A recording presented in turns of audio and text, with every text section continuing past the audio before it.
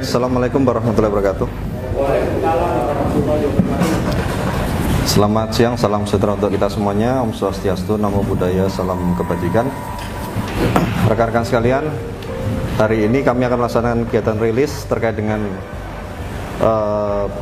tindak pidana pencurian dengan kekerasan yang terjadi pada hari Kamis kemarin, tanggal 24 November tahun 2022. Untuk kronologis, jadi tersangka atas nama SYO yang bersangkutan adalah seorang wira swasta yang tinggal di Kecamatan Patrang dan berprofesi sebagai penjaga malam. Beberapa hari sebelumnya, tersangka yang mengetahui kebiasaan dan aktivitas dari korban selaku pemilik toko emas Murni berupaya untuk melihat apakah korban setiap jam 3 pagi keluar dari tokonya. Dan ternyata setelah hasil pengamatan yang bersangkutan, memang keseharian korban setiap jam 3 sampai dengan jam 3.30 akan keluar dari tokonya, kemudian jalan-jalan ke Pasar Tanjung. Selanjutnya, tersangka merencanakan untuk melakukan pencurian dengan kekerasan di tempat atau di toko emas Murni milik korban, sehingga pada hari Kamis jam 3 dini hari yang bersangkutan standby di depan toko milik korban. Pada saat korban membuka pintu tokonya, tersangka langsung menarik dan mendorong korban untuk masuk kembali ke dalam tokonya. Pada saat itu korban sempat melakukan perlawanan, namun tersangka menggunakan besi yang sudah dipersiapkan sebelumnya memukul korban pada bagian tengkuk. Ada beberapa kali pukulan, kemudian menghantamkan tinjunya ke dahi korban sehingga korban jatuh terkapar. Mendengar suara keributan di lantai 1, istri korban yang sedang tidur di atas kemudian turun dan mendapati tersangka sedang menganiaya korban. Kemudian tersangka meminta kepada istri korban untuk membuka brankas yang di situ berisi sejumlah uang, kurang lebih sesuai laporan 19 juta, namun hasil dari keterangan tersangka hanya 18 juta. Kemudian meminta seluruh emas yang ada di baki supaya dibungkus oleh istri korban dan diserahkan kepada tersangka. Selanjutnya, tersangka membawa kabur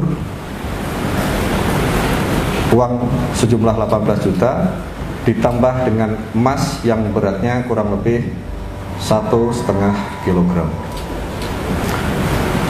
Dari hasil penyelidikan dan olah TKP yang dilaksanakan oleh tim penyidik dari Satreskrim Polres Jember, didapatkan data fakta yang mengarah kepada tersangka sebagai pelaku tindak pidana pencurian dengan kekerasan ini. Selanjutnya, pada hari Jumat pagi, penyidik mencari keberadaan dari pelaku dan baru ditemukan pada hari Minggu pagi. Pada saat dilakukan penangkapan, ternyata barang bukti hasil kejahatan ditimbun oleh tersangka di belakang rumah yang bersangkutan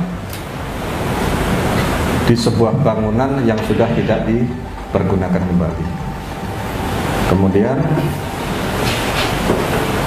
alat yang digunakan saat itu berhasil juga ditemukan oleh penyidik, namun jaket yang saat itu digunakan oleh tersangka pada saat melakukan pencurian dengan kekerasan sempat dibakar oleh yang bersangkutan untuk menghilangkan barang buktinya. Terkait dengan hasil kejahatan, penyidik sudah melakukan penyitaan terhadap barang bukti berupa emas yang beratnya kurang lebih 1,5 kg. Kemudian melakukan penyitaan terhadap 1 unit sepeda motor listrik yang merupakan hasil kejahatan, di mana uang yang 18 juta diberikan oleh tersangka, 1 unit motor listrik dan 1 unit motor Beat. Selain itu ada beberapa perhiasan juga yang diberikan oleh tersangka kepada keluarganya dan sudah diamankan, dilakukan penyitaan oleh penyidik. Untuk saat ini barang bukti yang sudah dilakukan penyitaan oleh penyidik, yang pertama adalah perhiasan emas berupa kalung, gelang, kemudian cincin dengan berat kurang lebih 1,5 kg, kemudian 1 unit motor listrik, kemudian 1 unit sepeda motor Honda Beat, kemudian 1 unit sepeda motor Honda 800 yang digunakan pada saat tersangka melakukan aksinya, 1 buah handphone milik tersangka, 1 buah besi yang digunakan pada saat yang bersangkutan memukul korban, kemudian 1 buah jaket ini yang digunakan pada saat yang bersangkutan melakukan perampokan, dan 1 pasang sandal milik tersangka. Untuk korban, setelah membuat laporan kemarin, yang bersangkutan mengeluh karena kondisinya sedang tidak fit. Selanjutnya kemarin sempat dirawat di rumah sakit, namun hari ini informasinya sudah sembuh dan akan segera dilakukan pemeriksaan untuk memperkuat nanti pemberkasan. Kemudian